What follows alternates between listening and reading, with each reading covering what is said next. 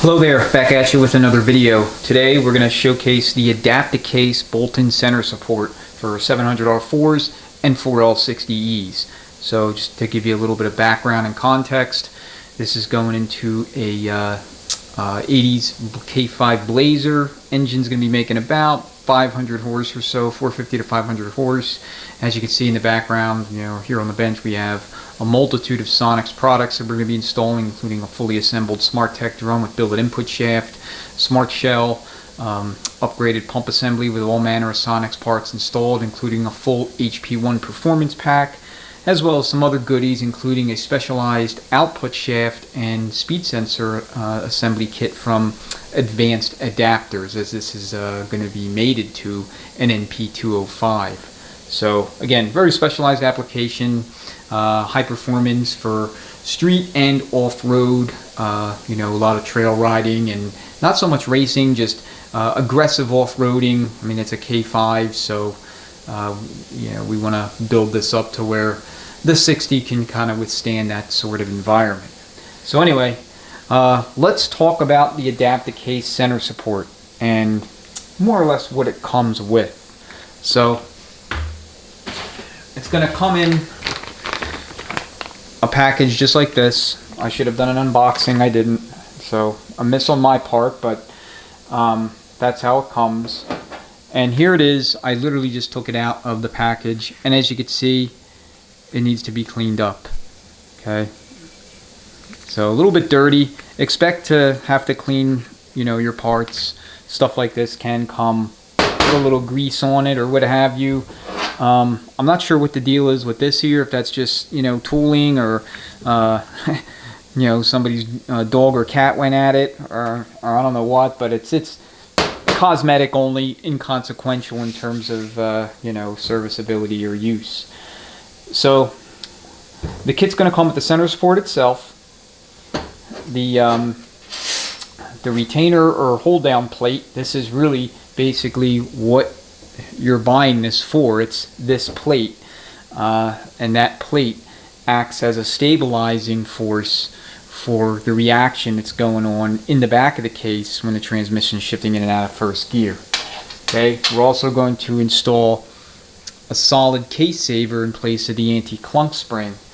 So this way we really beef up the middle of the case there, preventing any kind of unwanted failures, and even maybe reduce or mitigate heavily the 2-1 downshift clunk or 1-2 clunk to some extent, more so than an anti-clunk spring anyway.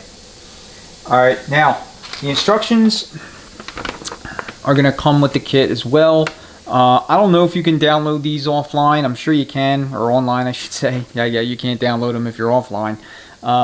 If there is a online link to what you see here, I'll put it in the description so you don't have to go rooting for it. But you're going to have your center support, your retainer plate, and then 6 Allen head screws here. And these Allen heads, I want to say, are 5/32, so 5/32 of an inch. Alright, I don't want to say colleague, but like somebody in the industry that that I work with fairly frequently and interact with a lot, had installed one of these center supports, and on my recommendation no less, and he ran into an issue where when he went to bolt the retainer plate to the support and install the sun shell over top of it, the sun shell is actually making contact with the bolts or the plate or both of them. He was having some issues, so he had to actually machine the plate a little bit so that, I guess, he had the requisite clearance to prevent the sun shell from, making hard contact when he was spinning the shell. So anyway, I figured, let me go ahead and buy one of these because it's been forever since I've used one. I felt bad because, like I said, he purchased this on my recommendation, and he's a pretty big shop, a lot bigger than mine. They build a hell of a lot more transmissions than I ever do, but he specializes more so in the C4s, and he's not as he doesn't see as many 4L60Es as he does those other units. So he picked my brain one day, for part selection and, a couple of tips and pointers, and I pointed him in this direction to the adapter-case support. So I wanted to see for myself if we were going to have this problem as well. So decided to put one in this build and, make this video. And that's why we're here. So anyway, we have everything that we need. One thing I want to make mention of, because we're going to show you how to do this, is that we need to make sure we measure our low reverse clutch clearance. So here's the low reverse clutch pack, and as you can see, right on top of the wavy plate you have a thicker than average flat steel plate. And so this transmission came with a selective steel. So I'm going to go ahead and grab my calipers, and we can measure the thickness. And it looks like we're coming in at 86 thousandths. So a garden variety flat steel is going to be 65 or 66 thousandths. So to measure your clearance, you want to have the support on the bench, and you want to stack up your clutch as it would be in the transmission, just like this.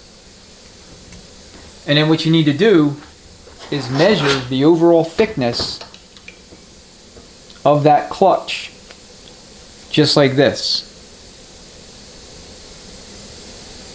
Okay, we're looking at 1.143. We need to be somewhere between 1.2 and 1.240.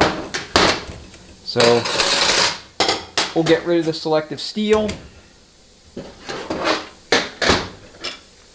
and perform the same exercise. Get our wavy back.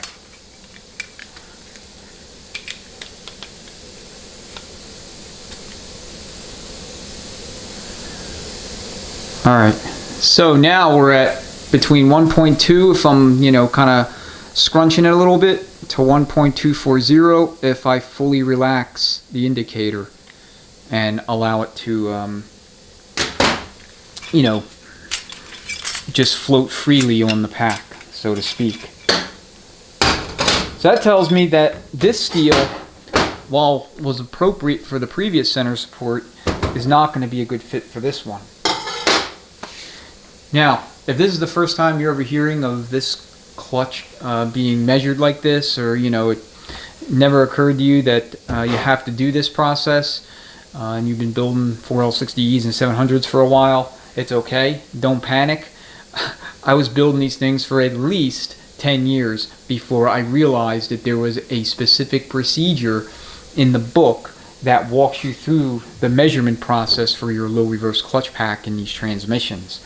And I've never ever had one come back to me for LR failure, at least not due to excessive clearance or clearance too tight. You'll know if your clearance is too tight because the piston won't move when you do the air check, and we'll do that towards the end of the video so we can watch it once the center support's fully installed. But suffice to say, it's not something you want to panic over, but if you are swapping supports, you do want to be cognizant of it so that you don't inadvertently put yourself in a bad spot. Just because I've never had a comeback, that could mean that I'm just simply very lucky. And if you're in the same situation as me, but maybe your luck is worse than mine, you might have an issue if your clearance is either way excessive or it's too tight and you don't catch it. So remember, this is only on in manual low and reverse. And once you're out of those range positions, this clutch pack more or less just rotates in place, it doesn't really do anything, and so you don't want to have drag on your steels and frictions. Alright, so let's go ahead and install everything we need to install and get to the point where we can go ahead and install the center support. What I need to do is dump this in some transmission fluid, and then we'll install it with the center support. That's a low roller clutch, put the race in from Sonics, and then we'll be ready to pile all this stuff into the case. Alright, so now that we have the support cleaned up, you probably want to do a little bit more thorough visual and physical inspection of it, just to double check, make sure that there's no obvious signs of impairment or anything that would preclude you from using it. So check your cams in here. Okay, my gloves are a little dirty, so I'm probably going to have to wipe this off again, but check your cams, make sure that none of the cam lobes are excessively worn or gouged. Because if they are, then you're going to have to send this back. Okay, check your apply surface for your top friction. Make sure that it is also not scored, gouged, blued, where there was signs of slippage or whatever the case may be. Anything like that, again, send it back. Okay, double check all of the threads in each of your bolt hole locations to make sure they're not boogered up. All right, Adaptacase generally makes very good products. It would be very unusual to see something like that in one of these, but I mean, you never know. Companies, just like people, are not perfect, and every once in a while a defect will slip out the door, so you want to catch it before it catches you, so to speak.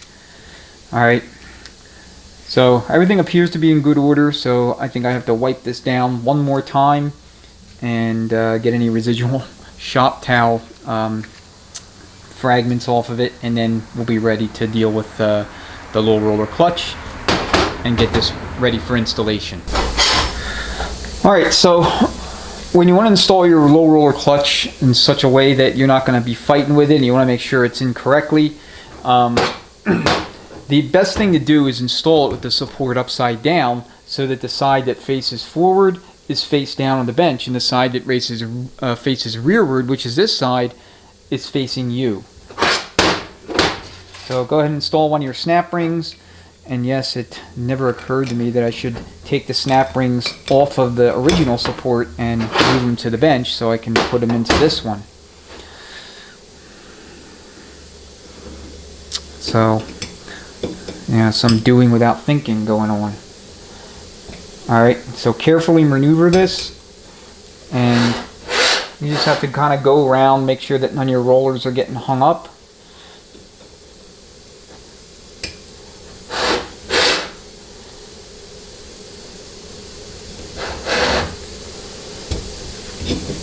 And there you go. Make sure it's fully installed so that the snap ring groove is exposed all the way around.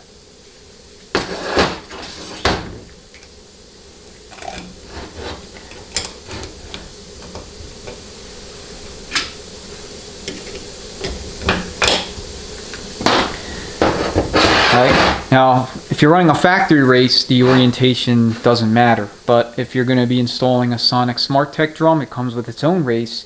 You want to make sure the side that says front is facing up, so that when the support's installed, it's indeed facing front. So just rotate it clockwise until it installs, and then just check it. Okay, it should free spin clockwise and lock counterclockwise.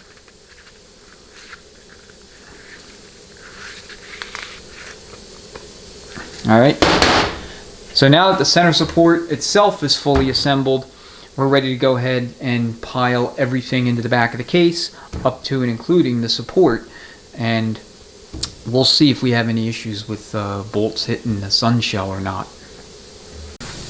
Okay, hopefully I got you where I want you, and at the focal point where everything will be, crisp and clear is into the case around that piston, as opposed to somewhere, in the pump or the bell housing. Alright, so I already have the load reverse piston return spring assembly installed. It's tedious and there's no point in filming it, so just to make things go a little bit easier, we'll go ahead and start with our rear ring gear and parking gear. So just make sure your bearing is installed and carefully lower it into the case. We have a new bushing installed at the rear of the case, so go ahead and spin the parking gear slash ring gear. It should spin nice and free without any binding or anything stopping it. Every once in a while I'll get a tight bushing from the aftermarket, but it's pretty rare. Most of the time they install, as long as you install them correctly, you're not severely out of square, you won't have any issues. Alright, next up is our rear planet. So we have a bearing, and it's always a good idea to dump these things in transmission fluid before you install them. And that's true of any transmission, you know, any planetary carrier assembly. And let's see, this thing's going to want to fight me for some odd reason.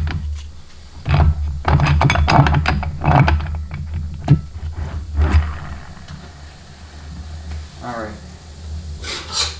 It took a little bit longer than I wanted, but here be your cushion plate. So it's going to go in like this with the little notch at the roughly 5 o'clock position. And I'll spline right in. And then do the same with your...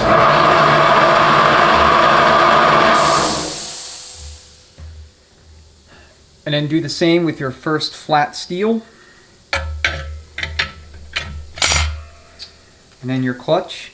These are Alto high energy clutches. We're using these everywhere in the transmission except for the 3/4 clutch pack, which I have Alto Red Eagles in there with Lindard steels.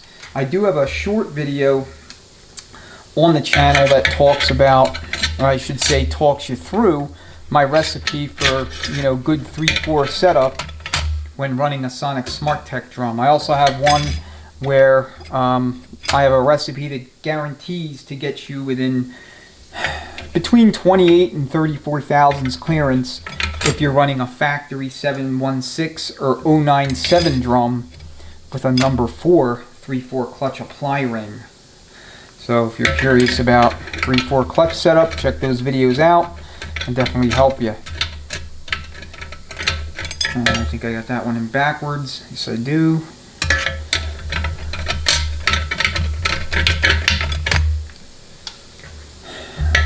Alright, not to make excuses, though that's kind of what I do. One of the tripod legs is literally right in front of, you know, the front of the transmission, so I'm kind of off to the side, and that's not where I usually am when putting this clutch pack in. And of course I'm filming, so there'll be some clumsiness. Alright, so now we're going to go ahead and put that solid steel case saver in, and it's just going to go like this. It's going to contour, or follow the contour of the case and just set itself up right there. If you want, you can put a little bit of assembly lube on it, that's no big deal. Alright, now the center support. And the support's going to go in just like any other center support for these transmissions. You're going to have this wide gap between the lugs here at the 3 o'clock position.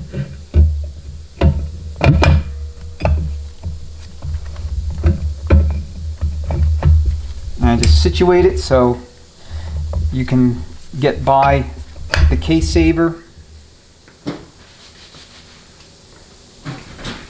And then it's probably not going to go all the way down. It's pretty rare that they do. So just take a hammer and tap on it smartly until it's fully seated. And I'll be honest with you, I cannot tell if it's seated on the side of that thing. Yeah, it looks like it is.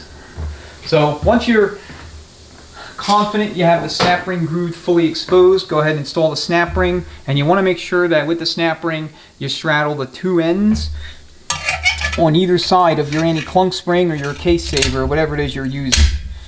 Alright, let me get my long screwdriver.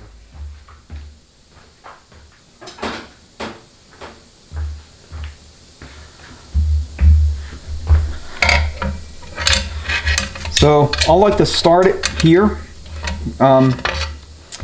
This leftmost end of the snap ring, right over the wide lug at pretty much exactly the 6 o'clock position, so that when I'm working it in, it will naturally want to rotate clockwise, and so that it kind of ends up just before the case saver. I mean, if you don't end up like that, no big deal. You just take a hammer and the same screwdriver and tap it so that you don't overlap. I mean, that's the main thing. You don't want to overlap the anti-clunk spring or the case saver, whatever it is you have there.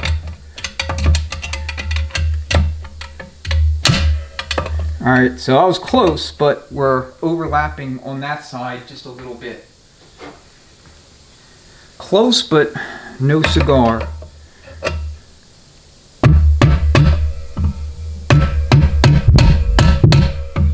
And unfortunately, this camera's right in the way.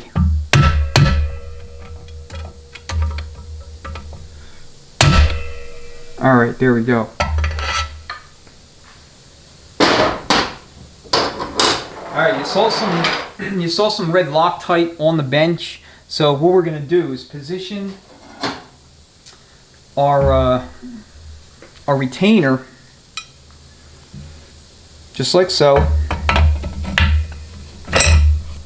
As you can see, the wide cutout more or less mirrors that of the support. Put it in there, and then I'm gonna put a little bit of red Loctite on each of these bolts, and then Adapt Case tells you to torque these to between 100 and 110 inch-pounds.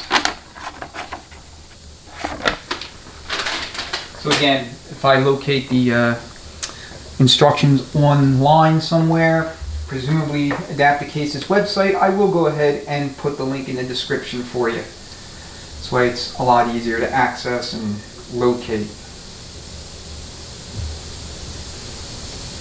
Okay, you don't need a ton of Loctite, just a little dab. I mean, all you're trying to do is ensure that these bolts don't back out for any reason whatsoever under operation, or during operation, I should say.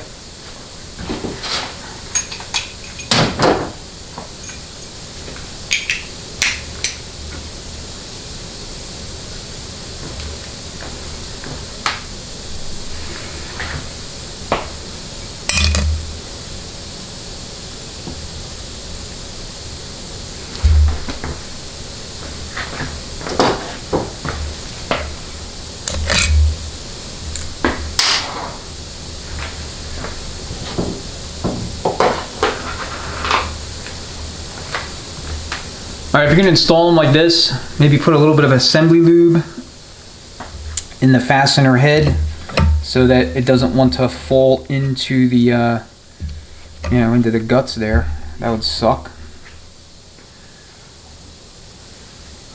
Of course, I'll put it in the inset, but that's exactly what happened when I tried to put that one bolt in there initially. My watch is about to die. Not good news. Not good at all.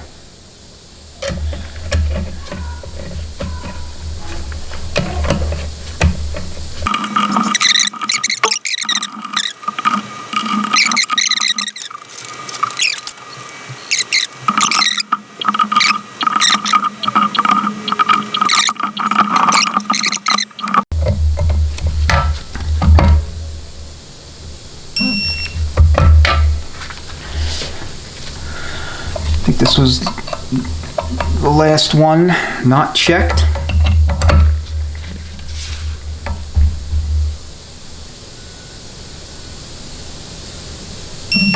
All right, 105 inch-pounds.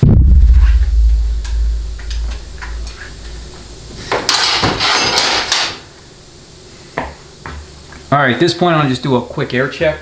I want to make sure nothing's awry with the piston. If so, then I'll have to take this whole thing apart, put new seals on the low reverse piston, and then redo everything.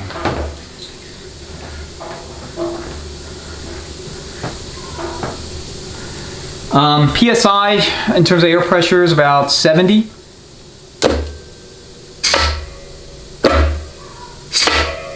All right, so I'm going to charge a circuit. I'm going to release the trigger. Then I'm going to release the nozzle. So I moved the nozzle a little bit, and that's the only reason that you heard any air hissing out whatsoever. So we'll do it again. Release the trigger. That's how the low reverse clutch pack should apply when you've installed everything correctly down there. All right, let's get the sun gear.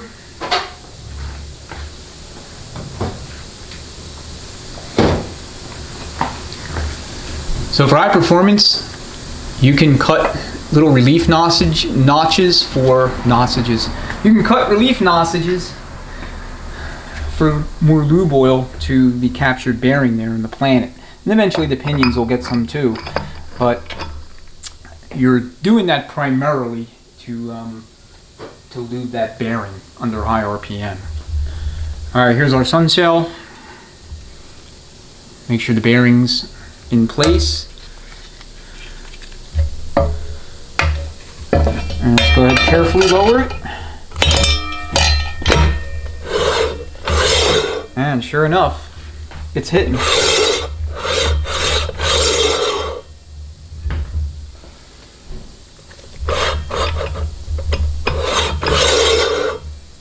So, unfortunately, we gotta yank this thing out of here. And I'm gonna have to call Adaptacase to see what they recommend, because not everyone's gonna have a lathe to where they can turn this down. So there might need to be some sort of spacer or shim placed under the bearing on the shell to raise it up a little bit. I don't know.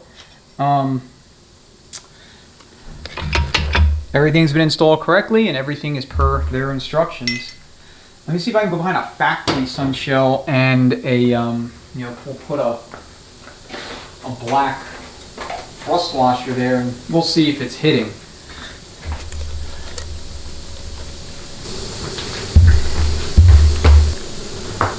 Alright, we have a factory spec sun shell that we're going to install and see if it's going to make contact with the retainer on the center support.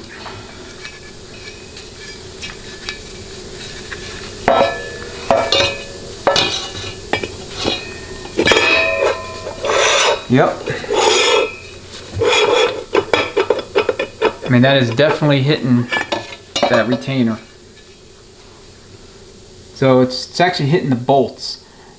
It's going to be very difficult for you to see, but those bolts, they're not fully recessed into the support. They're proud by maybe about 20 thousandths, 30 thousandths, something like that. I mean, I'm going by eye here, but everything is installed correctly, just as it should be. So what I'm going to do is get on the phone with Adaptacase and see what they say about this. I mean, worst case scenario, I just punch this thing out and we'll run either another bolt-in support or just a factory center support. Bolt-in supports aren't super necessary for this application. 500 horsepower and you can run a regular factory support with an anti-clunk spring. I still have the original support. It's set aside on the other bench so that if I need to, I can put that selective steel plate back in here for the low reverse clutch and put all that back in, more or less as a factory stack up or setup. So anyway, I will go ahead and give them a call, and then I'll relay the substance of that discussion and what remedies they propose, and we'll see if it's something we even want to do and go from there. Alright, while I'm waiting for Adaptacase to get back to me, I have another bolt-in center support kit that I'm going to try out. So I'm going to pull this one out and we'll go over that one real quick, and then we'll install that and see if we have the same issue or not.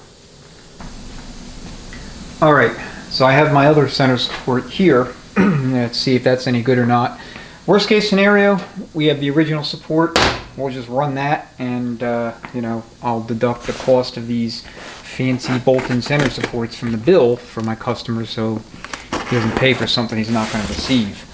And like I said, it's not mandatory in his case, so no harm, no foul really, other than a little bit of waste of time.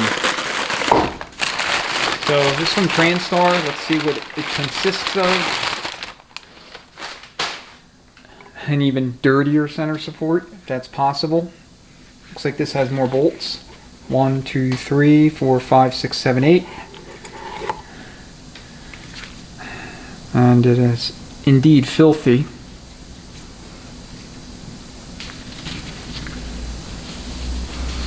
So, a lot of dirt, which is never a good thing, but I've used this support before. Looks like it's bolt heads are smaller.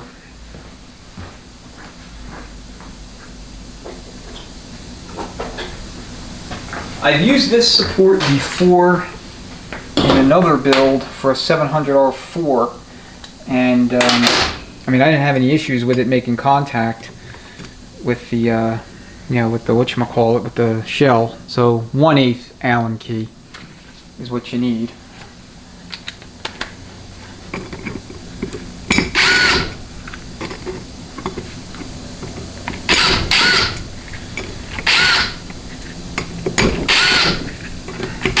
So either the adapter case support itself is too thick, in other words, I didn't machine enough off of it, or the retainer plate is too thick. Compare retainer plates real quick, as well as the supports themselves.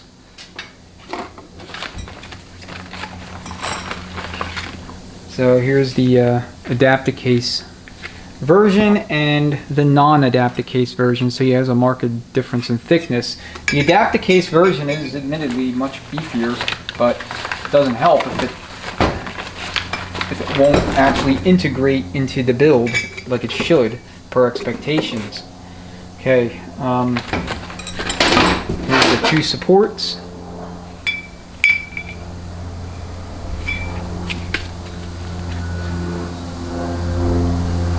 Alright, again, 6 bolts, but they are wider, you know, larger thread pitch. 8 bolts, smaller thread pitch. I don't think it makes a difference, so we're going to try this one. This should work. If it does, then we'll be good to go.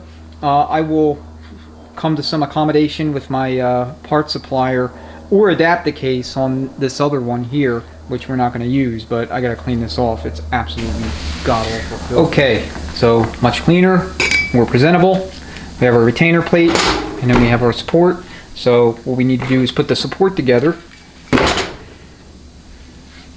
install our low roller clutch assembly,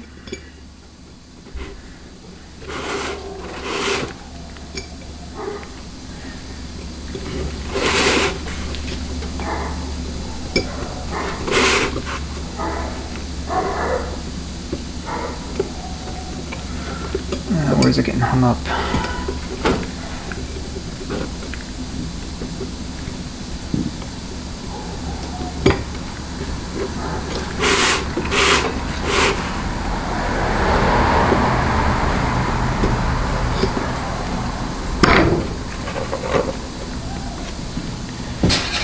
Alright, and I neglected to put the snap ring on the other side of it, but oh well.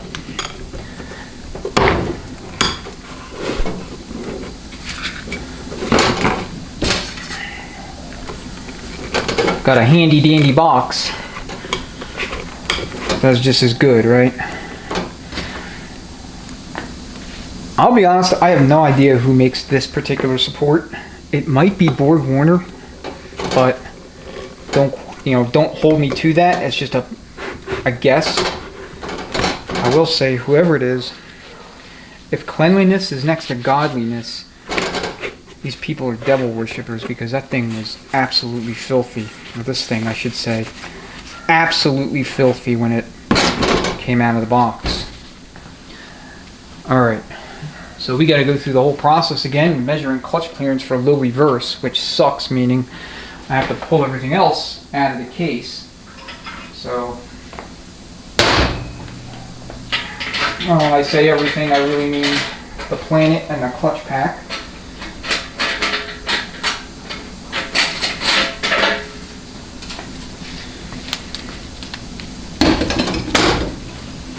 And when you do this, ideally you don't want any transmission fluid anyway.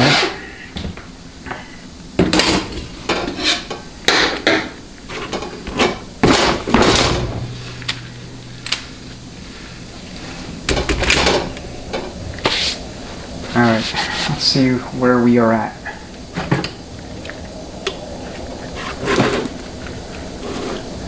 Again, not an exact science, and don't panic if you've never done this procedure before. I don't think it's super critical. As long as everything is installed correctly, I think you'll be okay. Ooh. Alright, so we're at 1.170 it looks like, so that means selective steel time.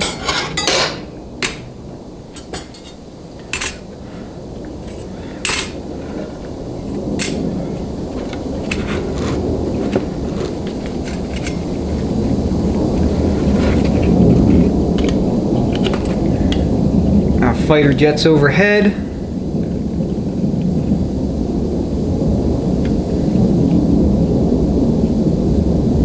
Alright, 1.255.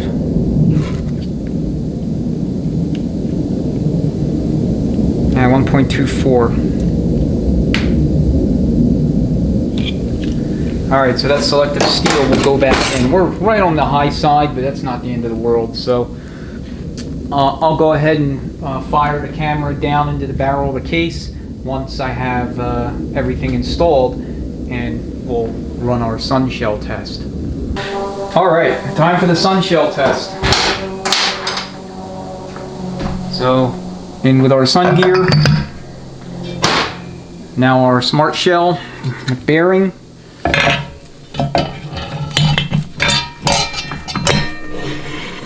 And looks like we have success. So, like I said, unfortunately I don't know exactly who makes this. This is the part number, A74761D from Transtar. I don't know if it's an American support or a Chinese support. I have used them a bunch of times, never had one come back because it has failed. Kind of like use your own judgment, so to speak, is what it is. So, reaction shaft, also a Sonics product. Anytime you're going to be pushing 500 horse or so, it's my recommendation that you run a billet steel reaction shaft. You know, maybe 550, 500 for race, 550 for street. Again, that's just my recommendations. You may have a different, different approach. That's okay. So Sonics includes this shim with the reaction shaft along with this bearing. And so let me grab my calipers and let you know how thick it is. The purpose of this shim is to take up the slop that a lot of times exists between the snap ring and the output shaft's snap ring groove. So it looks like it's 34 thousandths. Alright. Factory, the slop can vary a little bit. I've seen some on the high side, some on the low side, but generally speaking, it's a pretty tight range. However, the aftermarket is a bit different. And with the shafts, I've seen a ton of slop to basically a fit that's almost bound. Alright, I need more. I need assembly lube on this washer here. Alright, so let's see how this is when we install the shaft. It still didn't want to stay in place. So, a quick side note. The bearing that Sonics gives you is the second design bearing that goes between the carrier and the reaction shaft. The first design, the bearing is narrower here, okay? This bottom recess is not as wide in earlier reaction shafts that were associated with transmissions that took thrust washers on the sun shells. In 2003 and up, they changed the bearing, they changed the reaction shaft to go with a Torrington bearing where the thrust washer on the shell used to be. So you don't install both, you install either one or the other based on the design and vintage you're working with. And you can retro a bearing style reaction shaft all the way back to 1982 and 700 R4s if you want to. Anything for performance, I would recommend it for sure. It's just, always good practice to replace a thrust surface, that's static with that of a Torrington bearing, which of course is rollerized. So reduces friction, maybe allows for a little bit more horsepower preservation through the transmission. You know, you run a full rollerized case, you will have a material or measurable gain in terms of preserving horsepower to the drive shaft. All right, where's my output shaft? So here is the Advanced Adapter Specialized Output Shaft. We'll go ahead and install that.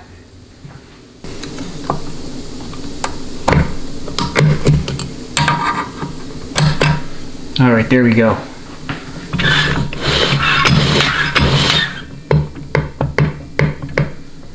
All right, that amount of play is perfectly fine. Without that shim there, it would have been excessive and it would have hammered on the thrust bearing between the reaction shaft and the carrier. And, you know, that would be bearing failure, which means total catastrophic failure inside the entire case, or basically everything forward of the sun shell will be destroyed or damaged to the point where you can't use it anymore, which is the same thing. Okay, so we're going to end the video here. I mean, you know, the rest of the guts in the case are sitting on the bench, but the purpose of this video is to go over bolt-in center supports and demonstrate the setup and installation of one or more of them, whichever one was going to work. And it turns out that the winner of this contest was the No Name brand, and the Adaptacase unfortunately did not work out for us, at least not from a drop-in perspective. Yeah, you can machine it, but what's the point of doing that? You know, you're buying it to be ready to go out of the packaging, and it should not require any sort of machine work, and you know, the fact that it does is not good.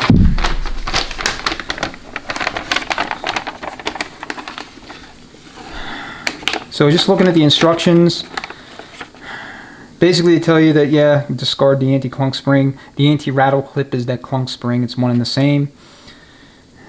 Procedures. And then the only other thing they note here is that the center supports are selective, differing thicknesses, and we already went over that, and you know, we talked through what to do and kind of showed you. And then the other thing that it makes mention of is just using the 87 and up wide low roller clutch and race. So unfortunate, but you know, that's the way the cookie crumbles sometimes. So whenever Adaptacase gets back to me, I don't know when that will be, I will go ahead and either post an annotation or, you know, make mention in the comments. You know, I'll pin a comment as to the resolution, or, you know, at least what they told me to do or what they said. Or I'll do a follow-up video if there is a remedy, and it won't be on this unit, obviously it'll be on another one, but you know, we'll have some sort of closure on whether or not we would recommend running one of these Adaptacase bolt-in center supports. As of right now, I can't recommend it because most of us don't have lathes just sitting around waiting to correct you know, a part that otherwise isn't cooperating. My industry colleague does. I mean, they have a full machine shop, so he was able to resolve the problem and run the support by modifying it, by machining the support down to where it wouldn't bang into this sun shell. But you know, I don't have that luxury, at least not yet. Lathe is definitely on my high priority to-do list when it comes to acquiring new equipment. Alright guys, well, that is the video. Thank you so much for watching. Hopefully it was informative, educational, or if not, nothing else, entertaining, you know, and appreciate you hanging in there with me. So if there's anything else you want me to cover when it comes to 4L60E, 700R4s, let me know. I'm constantly doing these transmissions, you know, and I'll be honest, every one I do, it's like it teaches me something new that I didn't know before, or, you know, keeps me honest and on my toes. So, you know, don't get complacent with, you know, with transmissions, because when you do, they can bite you in the ass. And I've learned that lesson, unfortunately, more times than I care to admit.